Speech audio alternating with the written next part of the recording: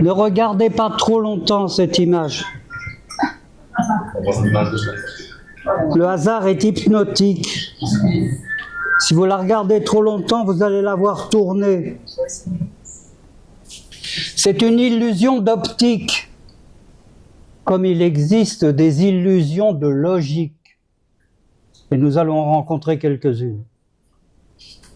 Mais avant d'aller à leur rencontre, je voudrais commencer par vous présenter un livre extraordinaire.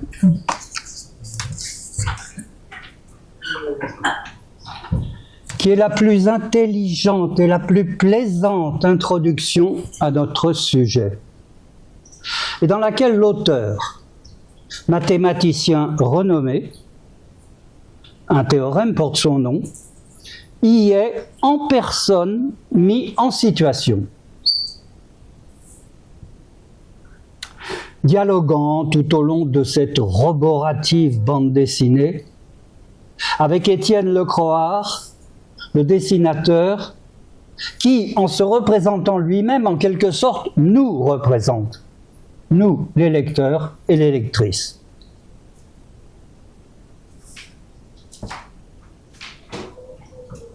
Cette séquence du dé qui se casse reprend un épisode de la saga du roi de Norvège, Olaf Haraldsson, que Ivar Ekland a placé en ouverture de chacun des chapitres de son livre.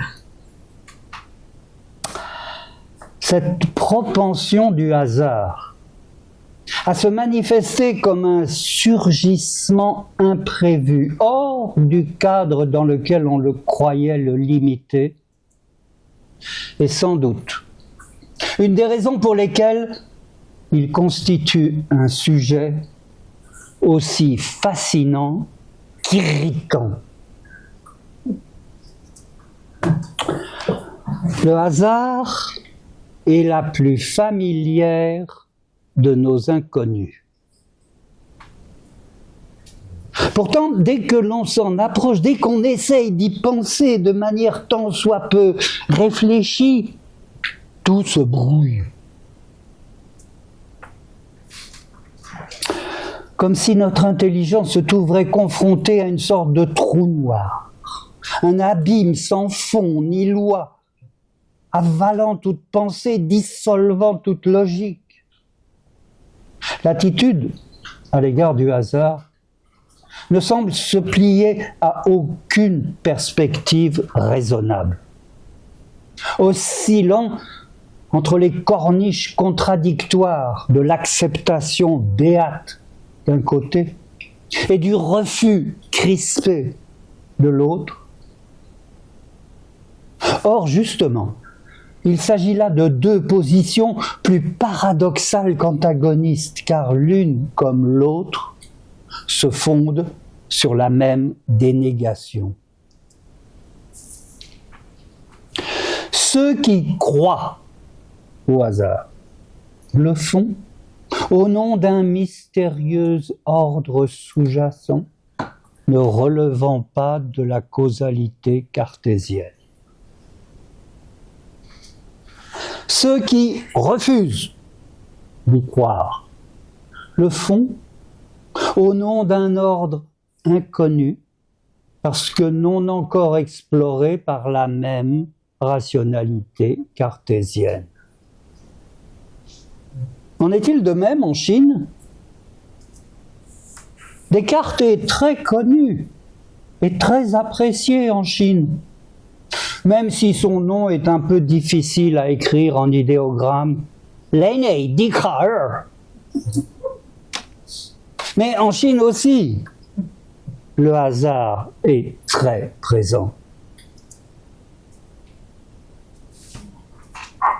Et qu'on y ait recours. Lorsqu'on interroge le I Ching, ne pose aux Chinois aucun problème, tant au niveau de la rationalité que celui de la modernité. C'est ceux d'entre vous qui s'intéressent au I Ching ont pu reconnaître l'hexagramme 47 dans la perspective de l'hexagramme 55. Pourtant, c'est justement ce hasard dont on use dans la procédure d'interrogation individuelle du I Ching, qui est responsable du rejet dans lequel il est encore largement tenu en Occident classique. Il est cependant curieux de constater que depuis l'invention de la sinologie européenne, personne ne se soit posé la question de savoir comment il était possible qu'une civilisation dont la durée et l'efficacité attestent un sérieux certain, pas comment pareille civilisation a pu fonder sa rationalité sur un ouvrage dont la consultation relève de l'aléatoire.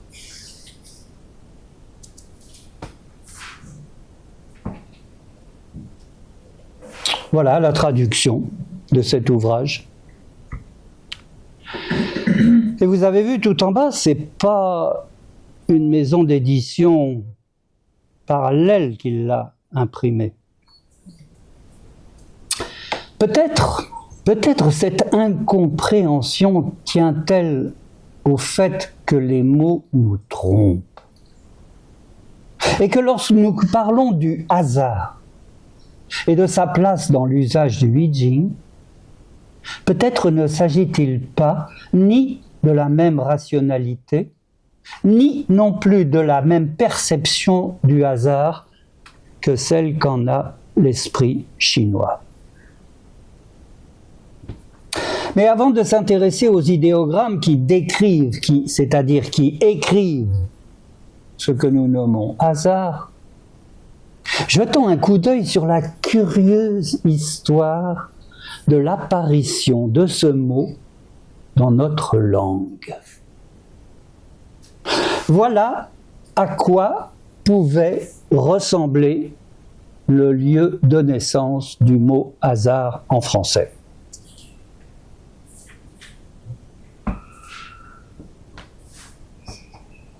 Hazard est un mot arabe. Sans doute entretient-il un fort rapport avec les jeux de dés, qui restait une de ses significations en arabe moderne. Mais son arrivée dans les langues chrétiennes remonte aux croisades, et elle possède une particularité assez rare en étymologie. Elle peut être datée de l'année près. Hasard surgit pour la première fois en 1184, juste avant la troisième croisade, dans le livre écrit par Guillaume de Tyr, archevêque et diplomate en Palestine, livre dont le titre est Historia rerum in partibus transmarinis gestarum, c'est-à-dire, pas la peine que je traduise, histoire des hauts faits et gestes dans les régions ultramarines.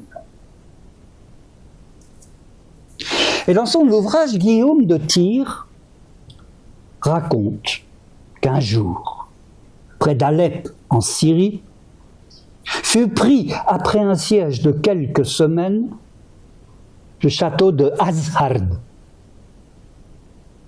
Aujourd'hui, ce château n'existe plus, mais tout porte à croire qu'il devait ressembler au crack des chevaliers hospitaliers qui défendaient la route d'Antioche. Mais que s'est-il donc passé de si extraordinaire à l'intérieur du château de Azhard?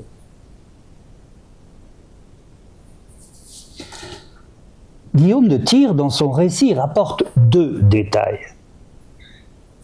Le premier, le château a été pris à l'issue de 5 semaines de siège. Le second, à l'issue des combats, des prisonniers musulmans ont appris aux chevaliers chrétiens un nouveau jeu de dés. Vous avez vu? Il n'y a rien qui colle dans cette histoire. Ces deux détails sont des non-informations. Prendre un château après quelques semaines de siège, c'était la norme au XIIe siècle. Jouer au dé avec les prisonniers, il n'y a rien de plus banal. On joue aux dés depuis des millénaires sur les rives de la Méditerranée. Alors, qu'est-ce qui a bien pu se passer dans le château de Hazard pour que son nom passe dans les langues chrétiennes?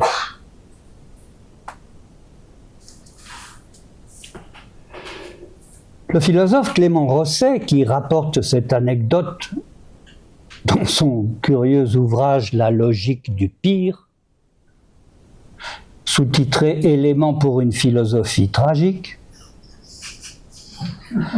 Clément Rosset propose une réponse stimulante. Il imagine que la découverte de ce jeu a dû être l'occasion d'une prise de conscience, analogue à celle que Freud appelle l'expérience de la terreur.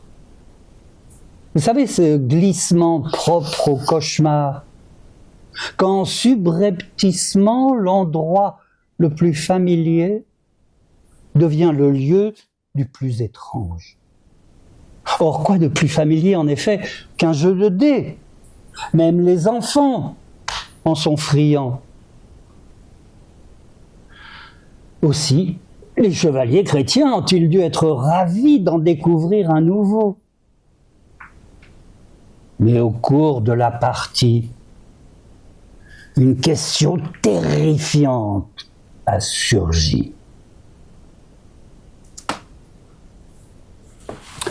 Les Grecs et les Romains ont toujours pensé que le hasard n'était pas aléatoire, mais qu'il était la manifestation des arrêtés des puissances divines et particulièrement de l'une d'entre elles, la déesse Fortuna, qui deviendra très célèbre au Moyen-Âge chrétien comme étant celle qui fait tourner sa roue, l'arrêtant quand bon lui semble, devenant même une des cartes du tarot. Arrêter le cours normal des choses. Cet antique privilège divin, le Dieu des chrétiens en sera investi à son tour. Par exemple, lorsqu'on était incapable de régler des différends entre deux personnes, les parlements médiévaux ordonnaient des duels judiciaires. On les pratiquera en France jusqu'en 1368. L'idée des duels judiciaires était simple. Dieu, forcément, donnera la victoire à l'innocent qui la mérite. C'est ainsi qu'à l'époque, il y avait beaucoup d'innocents costauds et de coupables chétifs.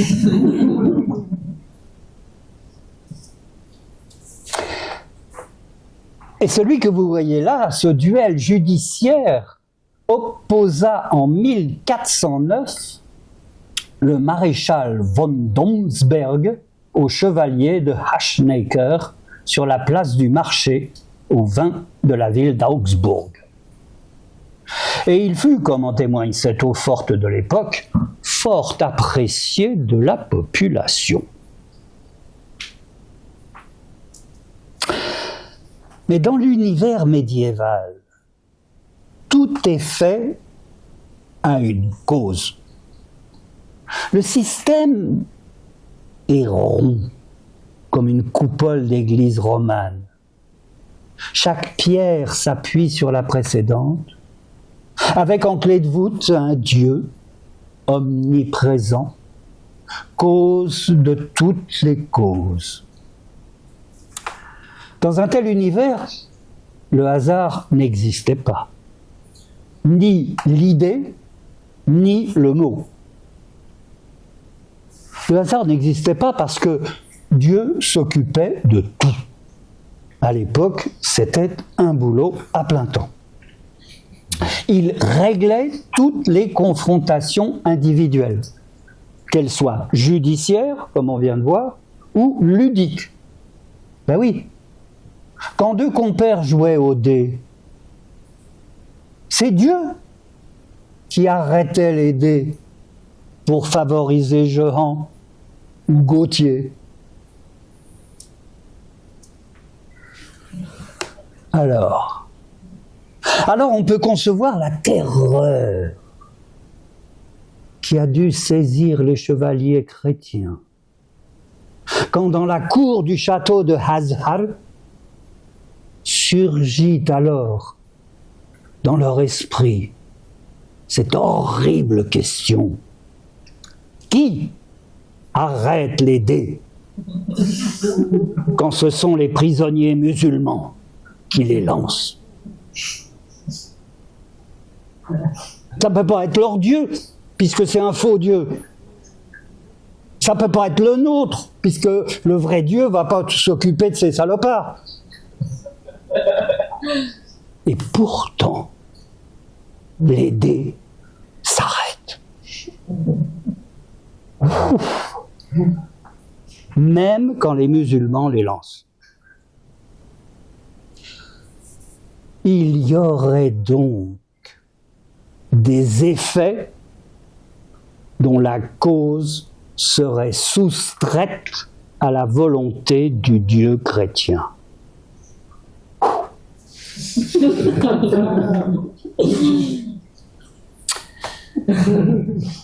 Voilà comment la ronde représentation médiévale de l'univers a commencé à se fissurer avec cette terrifiante prise de conscience: il peut exister des effets sans cause. Et voilà, l'idée de hasard était née. Elle gardera dans son nom le souvenir du château, oublié de son origine, et dans le jeu de dés, une métaphore qui lui sert toujours d'emblème.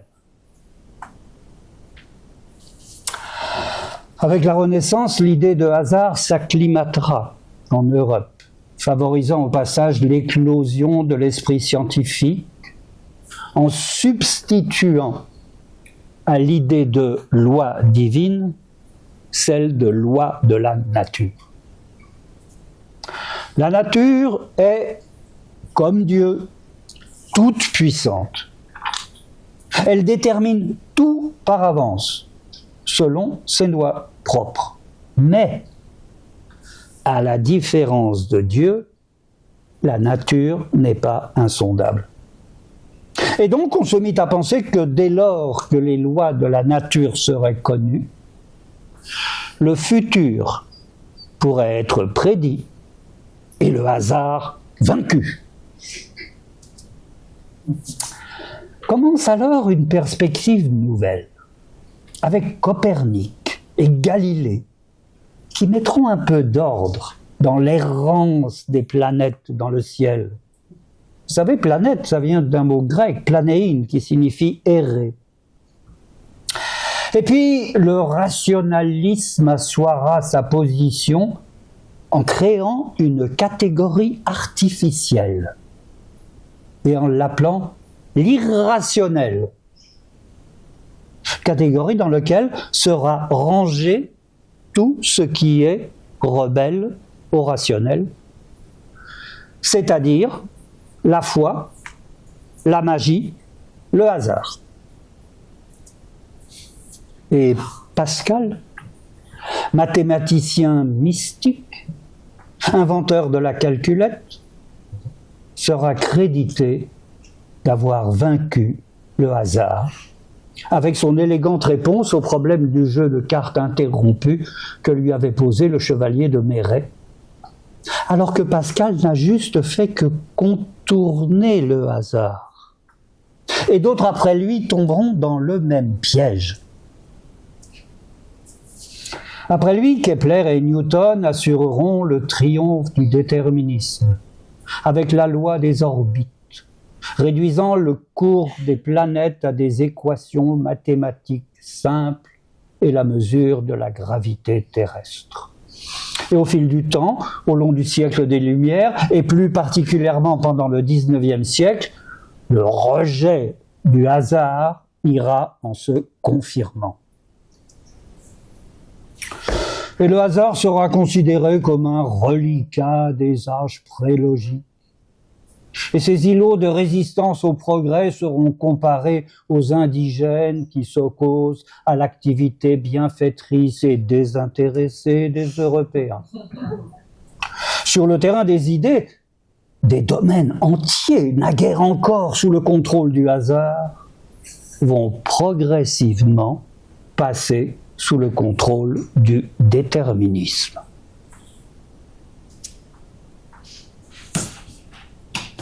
Le continent noir du monde infrapsychique, par exemple, d'où sortaient sans rime ni raison rêves, lapsus et fantasmes, sera, grâce à Freud, maintenant organisé en instances précises, régies par d'explicites relations de cause à effet.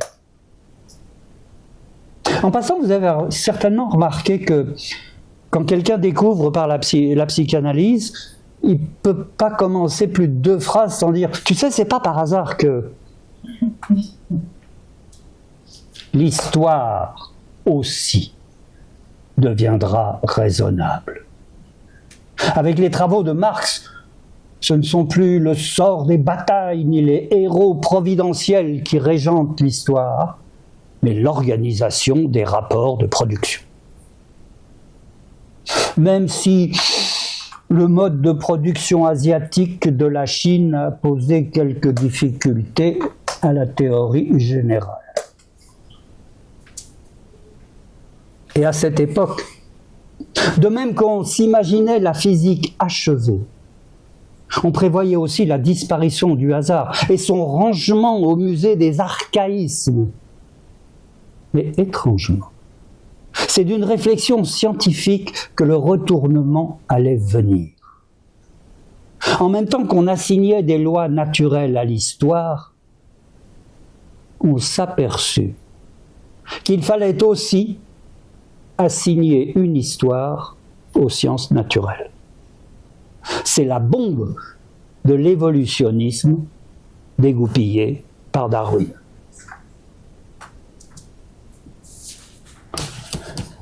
Albert Jacquard, dans son ouvrage « Introduction à la génétique » paru en 1983, il fait remarquer que lorsqu'une théorie scientifique pénètre rapidement dans une société, c'est qu'elle répond aussi à des questions non scientifiques.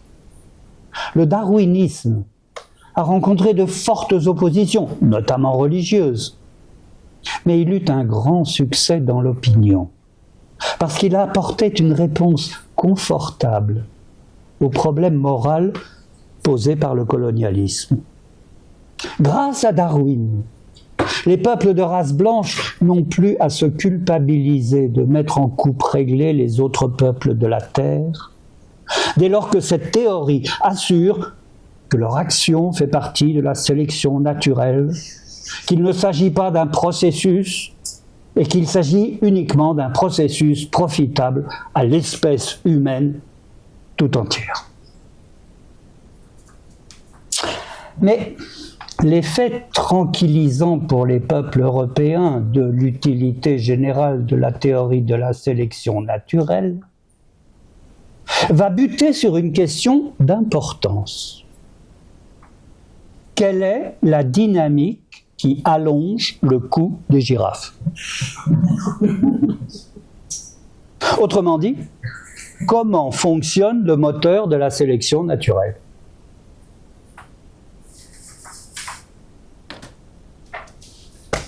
C'est le hasard, dira dès 1860 un petit moine catholique autrichien amateur de petits pois,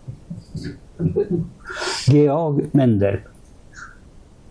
Mais il faudra attendre plus de 50 ans avant que l'aléatoire du fonctionnement génétique découvert par Mendel ne soit reconnu. Il faut dire que la pilule était dure à avaler. Même un grand esprit comme Einstein, le dernier des savants de l'âge classique, ne pouvait se départir de la conviction que la réalité est totalement déterminée par les lois naturelles et que le hasard n'est qu'un cache-misère jeté sur notre ignorance. Il disait « Je ne puis admettre que Dieu puisse jouer aux dés. » Il disait ça ce 11 décembre 1925 à Niels Bohr, qui lui aurait vertement répondu « Einstein, arrêtez de dire à Dieu ce qu'il doit faire. » Ce dialogue est rapporté par Paul Ehrenfest, auteur de cette photo. Et remarquons à ce propos qu'une autre citation d'Einstein à propos du hasard, citation qui dit « c'est Dieu qui se promène incognito », est très répandue, mais d'origine très incertaine. En fait, il apparaît aujourd'hui qu'Einstein prenait le problème à l'envers. Ce n'est pas Dieu qui joue au hasard, c'est le hasard qui joue à Dieu.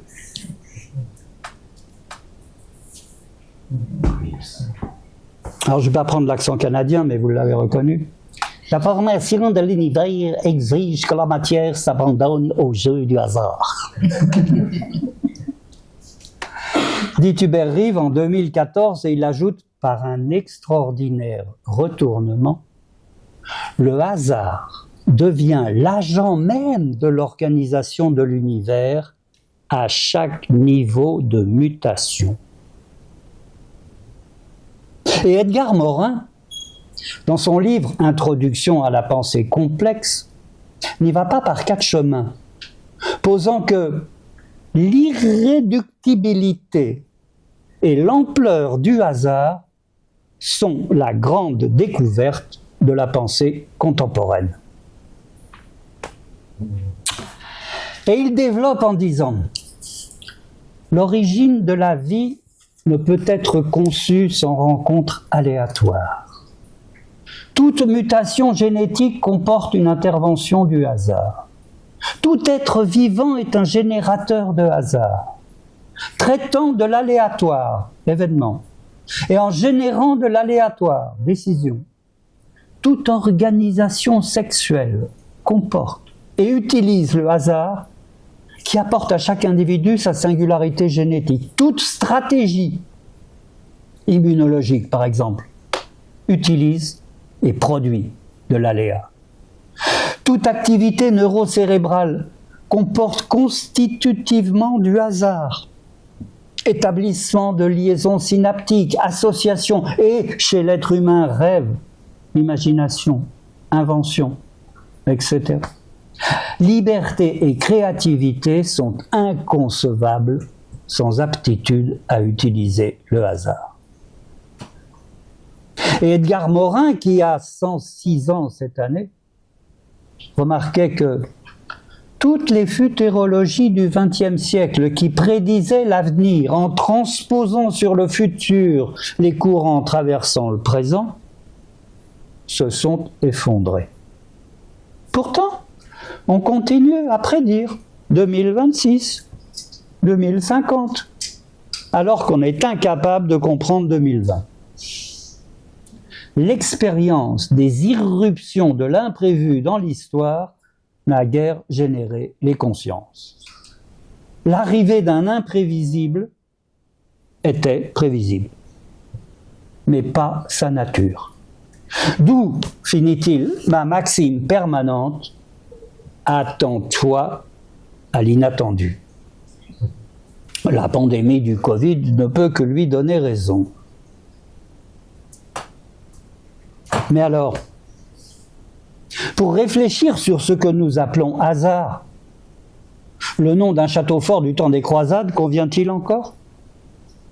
Est-ce que l'habitude que nous avons d'associer le mot hasard avec pagaille, voire anarchie, ne nous empêcherait-il pas de réfléchir sur ce qu'il recouvre ? Il suffit pour se rendre compte de ça, d'essayer de fabriquer soi-même du hasard. On s'aperçoit alors que le hasard comme le désordre, est ce qu'il y a de plus difficile à fabriquer artificiellement. Est-ce que vous avez remarqué qu'au cinéma, les décors représentant des pièces en désordre ont toujours quelque chose d'artificiel, d'apprêté? Donc, essayons de fabriquer du hasard. Et je vous propose un petit exercice pratique. Imaginons que nous voulions décorer le vortex de Sandy en plaçant tout autour des murs une frise constituée par une suite parfaitement aléatoire de nombres à un chiffre. Bon, l'affaire est simple. Un ordinateur est programmé en conséquence et l'imprimante commence à produire tranquillement une suite aléatoire continue de nombres à un chiffre. Tout va bien, on laisse l'ordinateur travailler et on va se faire une tasse de thé au gingembre. Et quand on revient, on voit ça.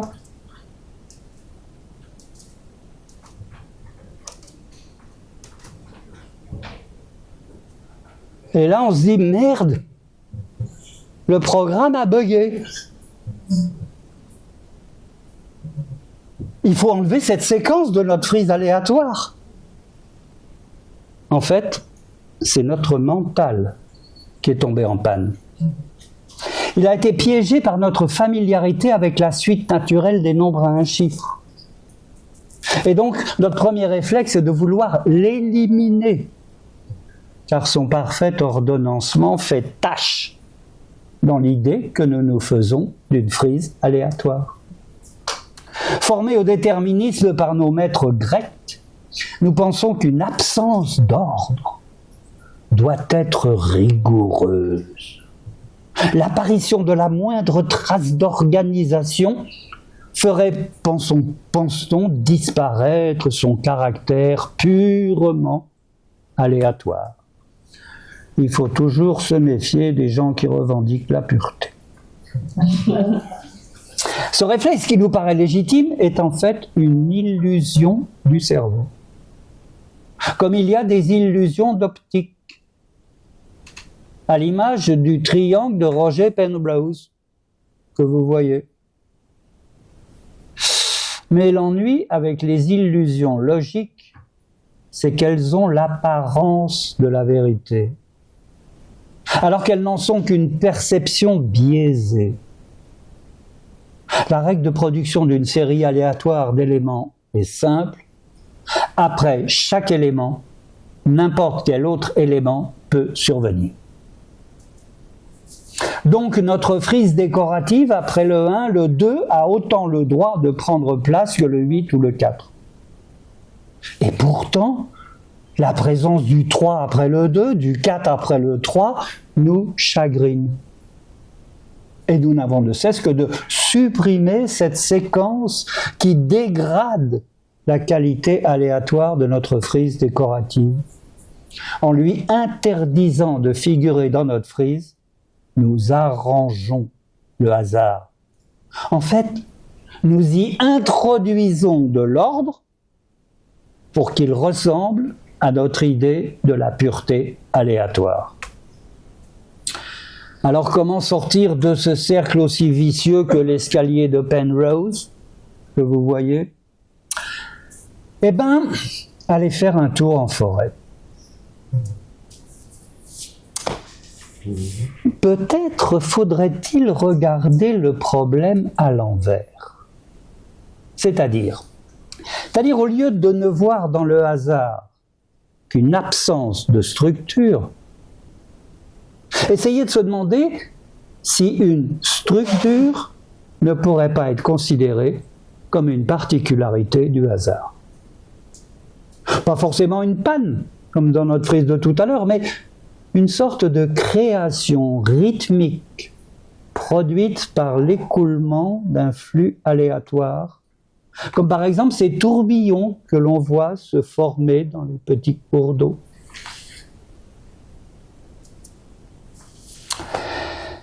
Et que l'on peut voir cette formation comme le résultat d'un processus d'auto-organisation produit par un certain niveau de complexité aléatoire.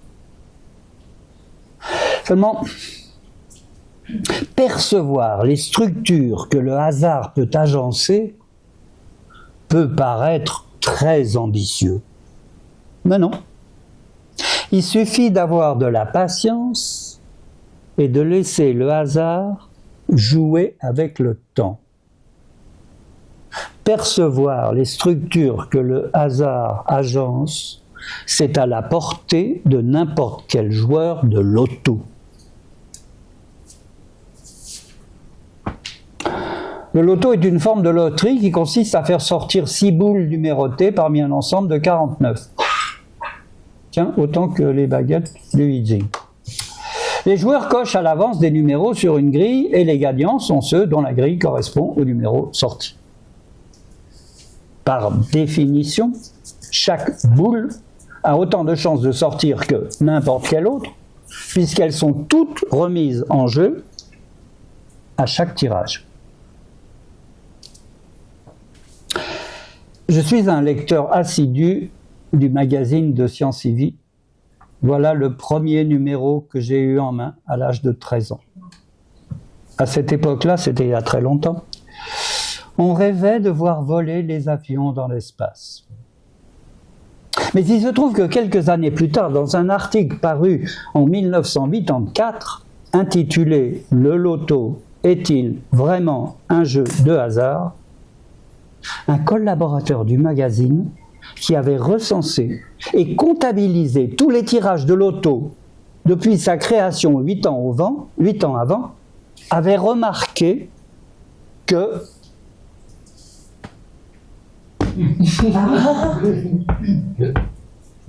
et il en concluait que dans la pratique, on enregistre d'importantes transgressions à la loi capitale de l'égalité théorique des chances de sortie de chacun des numéros.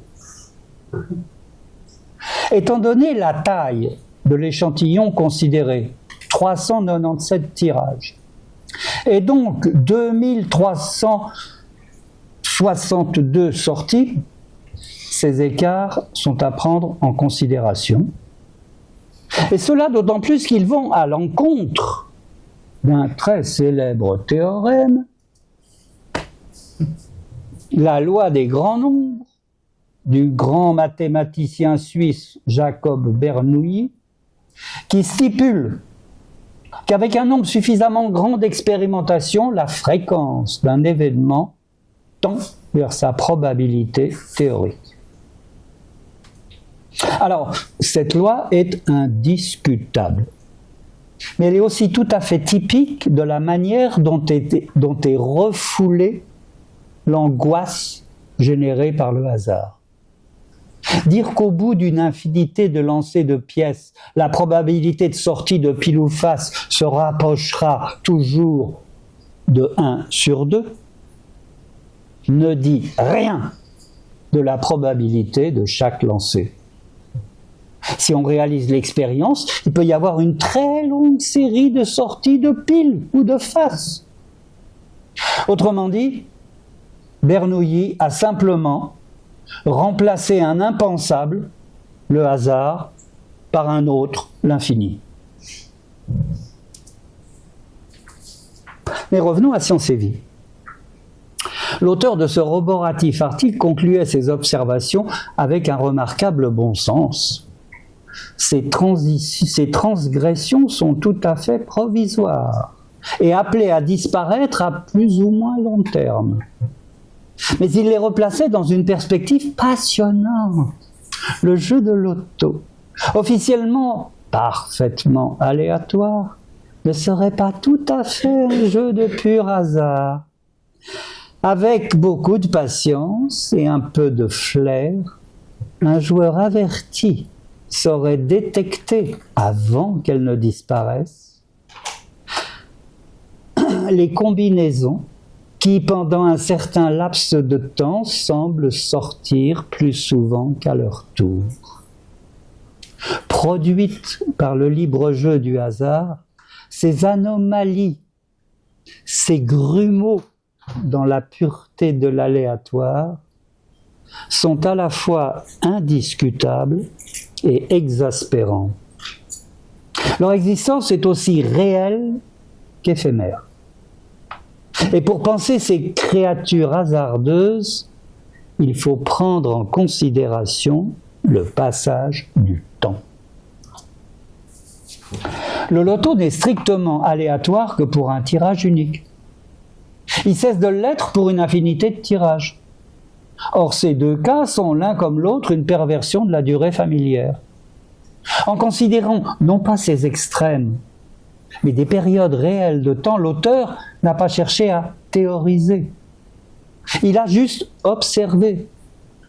Et à la chinoise, il a cherché à en tirer des stratégies plutôt que des théorèmes. Il a bien vu que lorsqu'on lui laisse libre cours, le hasard produisait des structures. Et que celles-ci, bien que n'étant pas cartésiennes, puisqu'elles sont ni stables ni reproductibles, n'en sont pas moins reconnaissables et agissantes au niveau du réel. Par exemple, elles ont interdit, tout au long de l'année 82, au numéro 43, de sortir. Et elles ont contraint, pendant près de 400 tirages, le numéro 33 à sortir bien moins souvent que les lois de Bernoulli ne l'y auraient autorisé. Entre l'unique et l'infini, ces arrangements instables s'installent, s'épanouissent et finalement disparaissent. Ce ne sont pas des structures rigides, mais des organisations vivantes. Comme si le hasard relevait plus de la biologie que des mathématiques, dont on s'est longtemps servi pour le contourner. Étant au cœur du vivant, le hasard est le maître à danser du changement. Comment s'étonner alors qu'il soit au cœur du recours personnel au I Ching, le vieux classique chinois des changements. Pourtant, il en est pour qui l'intervention du hasard dans le recours au I Ching serait une sorte de maladie infantile, presque honteuse, qui entacherait la pureté philosophique du message de sagesse dont le I Ching serait porteur. Non, il est temps de se demander comment l'esprit chinois écrit ce que nous appelons hasard. Certains pensent que le hasard intervient dans le I Ching comme une sorte d'appendice extérieur. Mais en fait, quel que soit le domaine où il est posé en tant qu'étal. Dans le I Ching, le hasard joue un rôle constitutif fondamental, dépassant largement celui de la pratique individuelle. Il est, dès le début de son histoire, au cœur du processus de standardisation des fissures sur carapace de tortue qui conduiront aux figures linéaires du I Ching.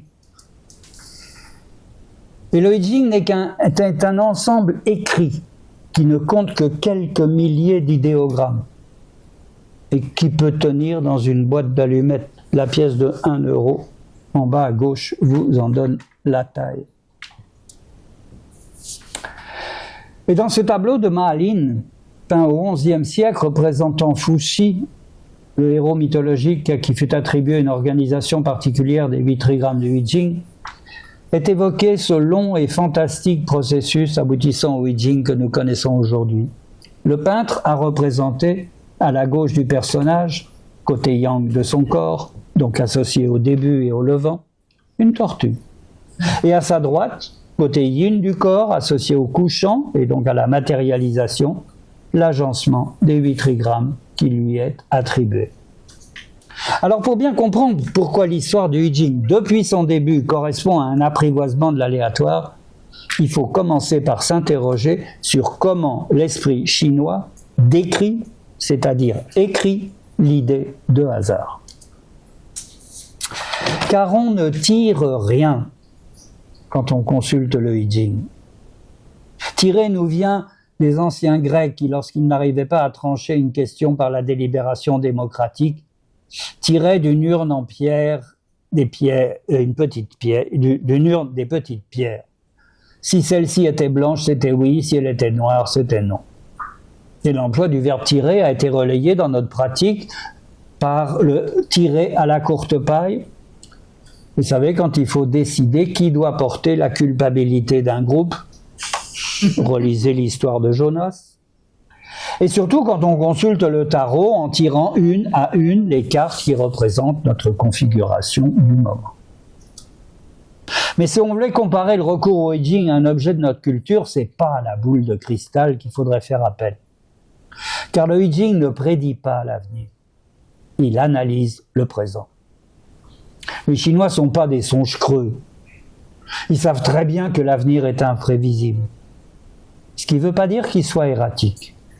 Comme les saisons, il suit un déroulement fixe dont l'application est chaque année différente, pour ne pas dire aléatoire. Et donc je peux vous prédire que dans 3 mois, il fera plus froid qu'aujourd'hui. Oui, mais quel hiver on va avoir? Un hiver pluvieux, précoce, à groseille? On verra. Non, si on voulait comparer le I Ching à un objet de notre culture, c'est le sextant. Il faudrait choisir. Cet outil de belle intelligence, au monument d'une simplicité la moins ésotérique qui soit, et qui est tellement efficace pour savoir où on est lorsqu'on a perdu ses repères, comme un marin en pleine mer.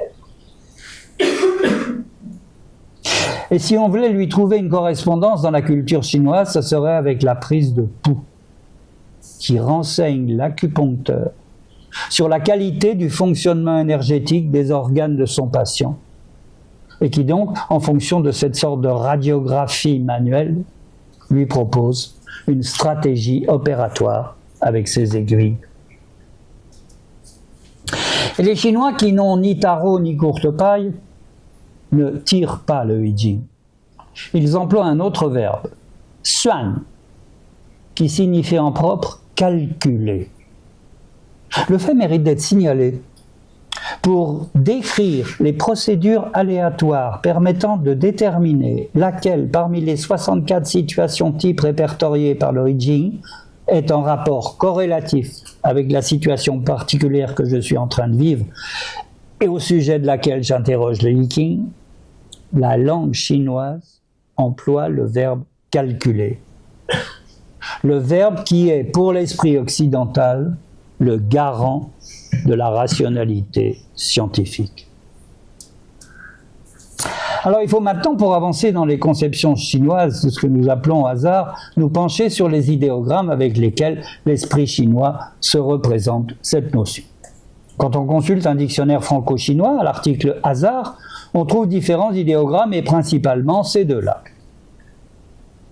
Mais avant de se pencher sur ce que nous racontent les graphies de ces deux mots, opérons une simple vérification par aller-retour en allant voir dans un dictionnaire, cette fois chinois-français, ce qui est dit de la signification de ces deux caractères. Voilà toutes les significations que peut recouvrir le premier qui se prononce O.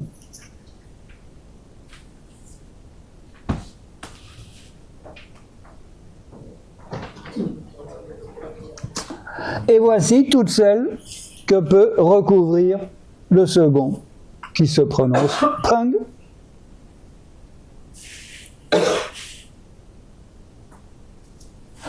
Quelle surprise! Dans l'un comme dans l'autre, le sens de hasard ne se trouve qu'en fin de liste. Comme si on avait utilisé ces mots pour traduire une notion étrangère, pour ne pas dire exotique. Mais bon, qu'il n'y ait pas de château syriaque dans l'écriture chinoise du mot hasard, passe encore. Après tout, les Chinois n'avaient pas de contingent militaire intégré à la troisième croisade. Mais qu'il n'y ait pas d'idéogramme chinois pour écrire spécifiquement la notion de hasard, voilà qui est un peu déconcertant. Les sens usuels de ces deux caractères, pair, parité, couplage, association, appariement, tournent tous autour de l'idée de mise en relation de deux choses. Ce qui semble aux antipodes de ce qui pour nous définit le hasard, Car pour nous, le hasard, c'est ce qui n'est relié à rien, parce que relié à aucune causalité. Et le premier des deux, O, est même le nom des nombres pairs. Ceux qui, dans la symbolique chinoise, sont par nature les plus favorables pour tout ce qui concerne un couplage. Et que pour cela, on doit obligatoirement choisir pour la date d'un mariage. Là où nous ne voyons que contingence, l'idéographie souligne une occurrence. Mais comment décrire une occurrence avec de simples dessins? Il faut pour ça regarder d'un peu plus près les éléments avec lesquels sont composés ces deux idéogrammes. Le mot « O » combine le signe général des êtres humains, ren, avec le caractère U, longtemps lu comme représentant un singe. En fait, il s'agit de la tête d'un revenant, avec en dessous un signe évoquant un piétonnement, qui par métonymie a pris le sens de trace, empreinte, signe visible. Cela fait référence aux anciennes pratiques du culte ancestral. Les ancêtres défunts pour l'esprit chinois ne sont pas morts, ils vivent dans l'au-delà. Mais si on leur rend culte au moment approprié, alors ils ont la possibilité de revenir un court instant parmi leurs descendants et de se régaler des mets apprêtés en leur honneur. Le mot Peng, lui, est construit en combinant à gauche Shi, le signe général de tout ce qui a trait aux pierres, et à droite Bing, un caractère dont le sens actuel est deux ensemble, conjointement, côte à côte, de pair, de front, parallèle, au même niveau, être comparable. Et le signe des pierres sert ici à évoquer les lithophones. Ces instruments de musique formés de morceaux de jade en forme de chevron suspendus à un cadre de bois, qui, selon qu'on les frappait ici ou là, donnaient la note, la tierce ou la quinte. Singularité encore inexpliquée à nos jours. L'évocation de cet instrument est importante car chaque nouvelle dynastie marquait son avènement par l'établissement d'une gamme qui servait d'étalon de mesure non seulement pour tous les instruments de musique, mais aussi par dérivation successive pour toutes les unités de longueur et de poids en cours sur les marchés. Donc l'élément commun à ces deux idéogrammes est l'évocation d'une mise en relation temporelle, momentanée et efficace entre deux univers différents. Dans Peng, cette mise en relation se passe entre le visible d'une situation et l'invisible d'une vibration, entre l'accession d'un nouvel ordre politique et la nouvelle gamme sonore qui en résulte et en témoigne. Dans O, à gauche, ce couplage momentané a lieu entre le monde des vivants et celui des défunts. Et comme symbole de ce type de mise en relation qui n'a rien d'aléatoire, l'imaginaire a choisi une image naturelle. Le vol des oiseaux. Messagers du ciel, les oiseaux ont la particularité d'être, parmi toutes les créatures vivantes, celles qui sont le moins soumises aux contingences terrestres. Leur vol semble être totalement libre. Le génie de l'esprit chinois est d'avoir choisi cette totale liberté comme évocation du parfait accord. En remarquant ceci, puisqu'un oiseau peut se poser n'importe où bon lui semble, il se pose toujours là où il doit. Si c'est ici plutôt que là, c'est parce qu'ici plutôt que là, son couplage avec l'ensemble de la situation est à ce moment-là optimal. À l'exception des vols en formation des oiseaux migrateurs, les cabrioles aériennes des nuées d'oiseaux nous apparaissent relever de l'irrationnel, ou en tout cas de l'imprévisible. Mais pour l'esprit chinois, ce sont des aides à agir. Les oiseaux, disait Confucius, apprennent aux hommes à faire ce qu'ils savent faire naturellement. Dans la Grande Étude, un texte classique confucéen attribué à Zhengzhi, le seul disciple de Confucius à recevoir dans les entretiens le titre de maître, généralement attribué uniquement à Confucius. Confucius, que l'on voit ici, reçu en audience, Zhengzhi, que l'on voit ici, reçu en audience par Confucius lui-même. Et dans ce livre, on lit cette scène, cette phrase étonnante. En pépiant, le loriot jaune se pose au sommet de la colline. En pépiant. C'est un extrait d'un des poèmes du livre des Odes, un des 5 grands classiques de l'Antiquité que Confucius connaissait par cœur. Et le texte de la Grande Étude se poursuit par un commentaire de ce passage, attribué à Confucius lui-même, qui dit « Lorsqu'il se pose, l'oiseau sait à quel endroit il s'arrête. » Et le maître ajoute « Se pourrait-il que les humains en sachent moins que cet oiseau ?» Et le père Lard, qui rapporte ce passage, de conclure en disant « Le rôle des rites est d'enseigner aux humains ce que les oiseaux font naturellement, c'est-à-dire avoir l'attitude juste au moment opportun. » Et ça, c'est justement le rôle du I Ching. À ceci près que le livre classique des changements pousse le raffinement jusqu'à utiliser le hasard pour nous aider à y parvenir.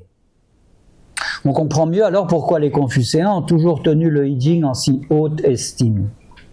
Son usage, en réponse à un questionnement précis sur un comportement à avoir en telle circonstance, offre à chacun une proposition d'attitude permettant, en toutes circonstances, de savoir se tenir, comme un loriot qui se pose toujours là où il doit. Interroger le I Ching n'est en rien démissionner de la raison, comme si on jouait ses décisions à pile ou face. Non, au contraire, c'est un moyen de se positionner à sa juste place entre ciel et terre. Et du point de vue confucéen, le recours au I Ching est l'acte moral par excellence. Et l'utilisation du hasard, la garantie de son adéquation. Revenons sur le loriot jaune, ce petit oiseau furtif que l'esprit chinois charge de représenter ce que nous appelons le hasard. Bien justement, dans la Grande Étude, il n'est pas décrit comme sur cette photo, en plein vol. Non.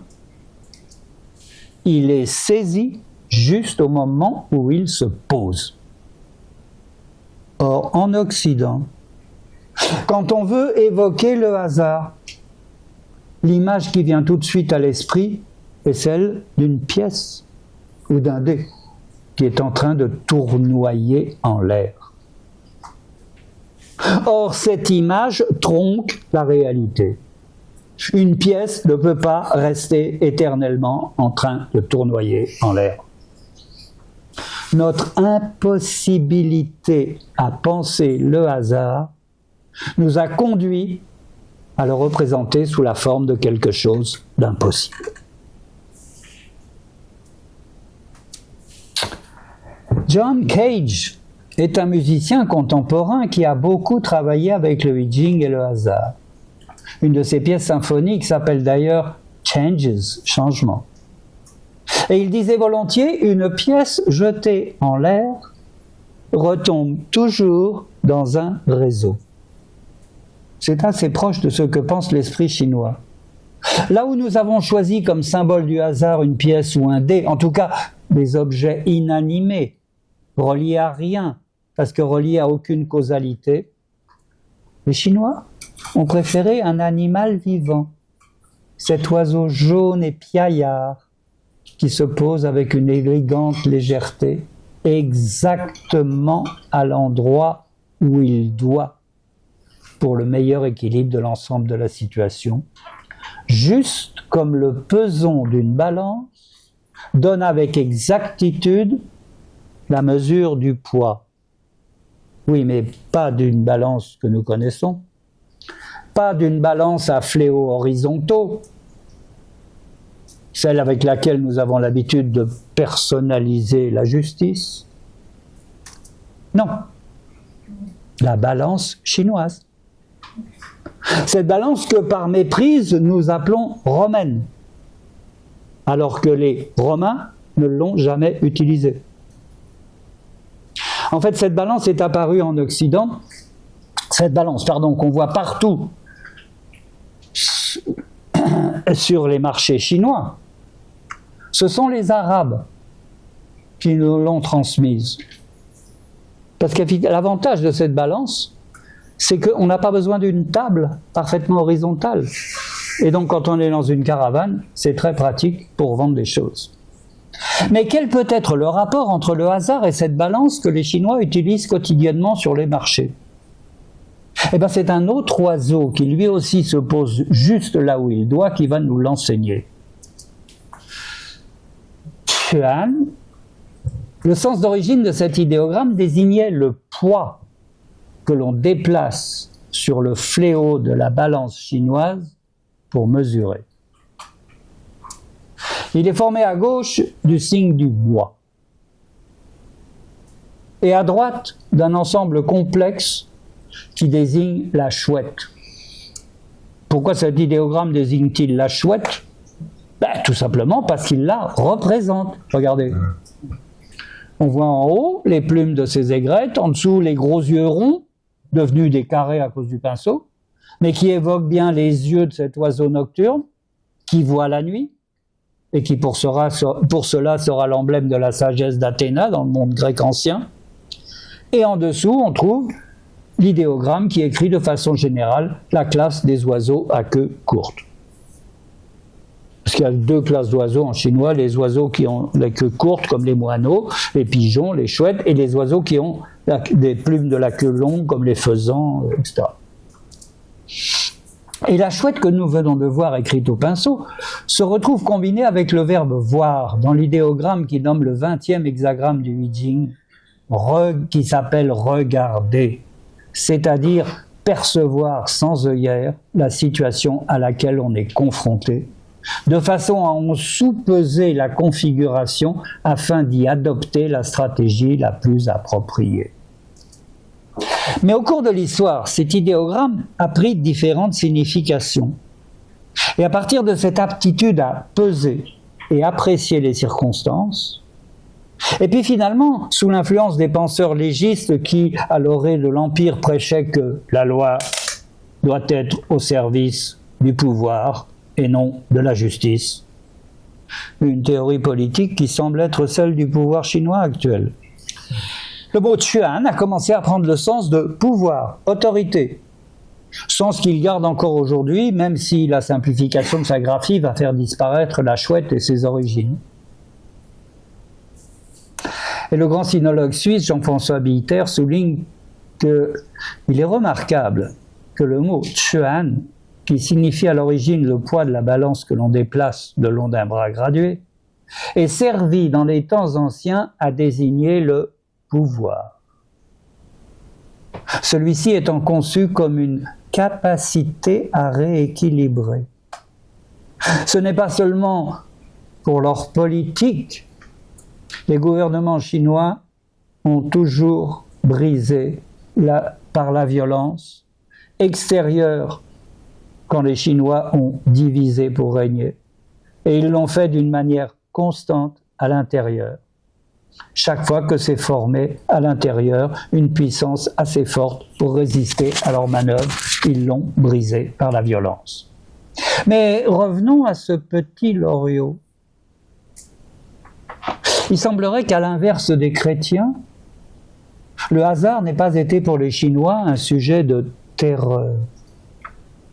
Non seulement ils y voient un moteur efficace pour réaliser le couplage entre une personne qui interroge le I Ching et les différentes stratégies que propose le classique des changements, Mais on pourrait même aller jusqu'à dire que le génie chinois a, avec le I Ching, réussi à rendre compte d'une des actions les plus subtiles du hasard, la production de structures vivantes, éphémères et pourtant repérables pour qui à l'œil ouvert.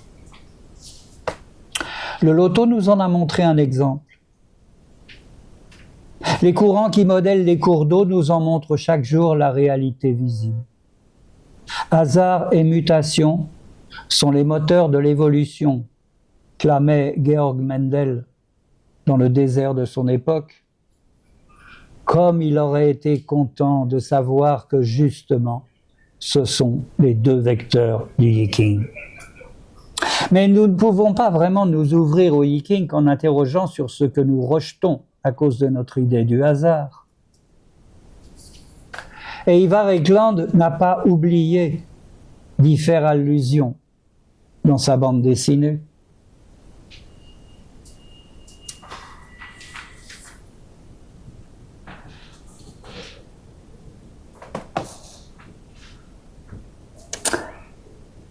Et cette perspective n'a pas encore produit tous les résultats espérés. Mais sans doute est-ce parce que le problème est mal posé. Chercher un rapprochement isomorphique entre le classique des changements et un système par définition fixé, même si le hasard s'en mêle, n'est peut-être pas possible. Mais replacer le I Ching dans une perspective plus souple semble une piste prometteuse. La rationalité à l'œuvre dans le I Ching pourrait être vue comme une sorte de biologique qui, loin de s'opposer à la causalité cartésienne et au réductionnisme scientifique, permettrait au contraire de les enrichir de souplesse aléatoire et de causalité circulaire.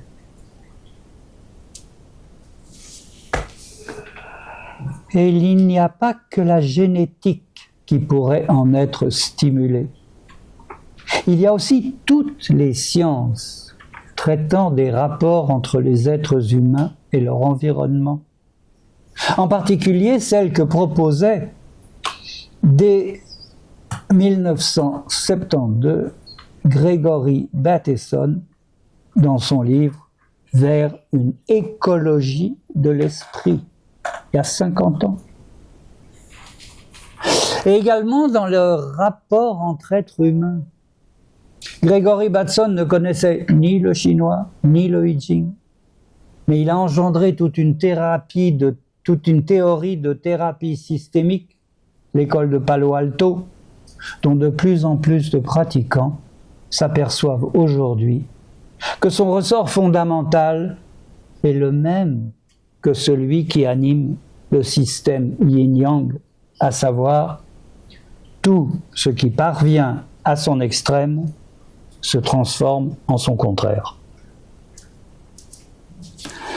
Peut-être même Fuxi, le héros mythologique du I Ching, ne le savait pas. Mais aujourd'hui, force est de reconnaître que les hexagrammes sont plus que de simples figures linéaires. Tracés dans un ordre précis et obligatoire, comme les idéogrammes, ils en ont la vertu méconnue, qui est, par leur simple écriture, attirer ce qu'ils désignent.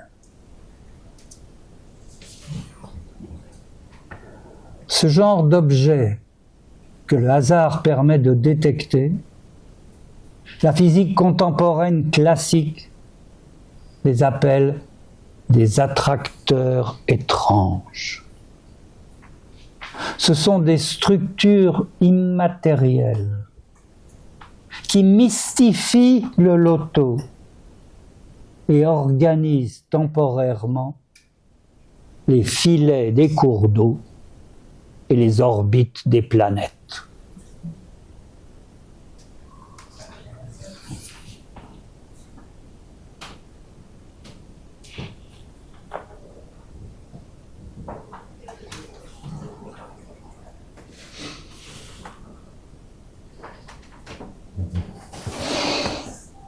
Peut-on aller plus loin?